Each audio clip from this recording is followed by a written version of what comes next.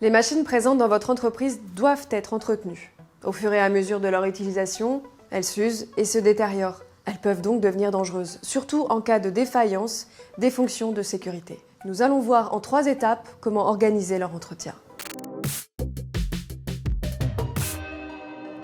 Pour maintenir en bon état vos machines, il faut en prendre soin après chaque utilisation. Les opérations de nettoyage, réglage, graissage et autres doivent être inscrites dans la fiche de poste et affichées sur chaque poste de travail. Donc même si vous entretenez correctement votre machine, une défaillance est toujours possible. C'est pourquoi vous devez également programmer des opérations de vérification. Commencez par mettre en place une routine sécurité quotidienne. À la prise de poste, les opérateurs doivent prendre un moment pour détecter d'éventuelles anomalies. En cas de câble électrique abîmé ou d'absence de protecteur, par exemple, l'opérateur doit ainsi avertir son responsable pour que des réparations soient entreprises. D'autres vérifications plus poussées sont à planifier en dehors des activités de production. C'est important. C'est l'occasion de vérifier en détail l'état de la machine. Ces opérations sont réalisées par des techniciens capables de tester les dispositifs de sécurité. Pour déterminer ces vérifications et leur rythme, basez-vous sur votre évaluation des risques, sur les recommandations du fabricant et sur vos retours d'expérience. Mais attention, pour des machines particulières, la périodicité et le contenu de ces vérifications sont fixés par la réglementation. Par exemple, certains types de presse doivent faire l'objet d'une vérification à minima tous les 3 mois.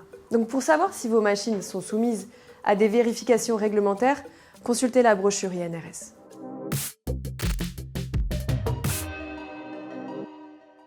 Pour éviter des dépannages dans l'urgence propices à la survenue d'accidents, il est préférable d'anticiper les dysfonctionnements, les pannes et les défauts.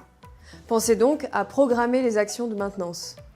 Pour savoir quand réaliser ces actions, basez-vous sur les recommandations du fabricant.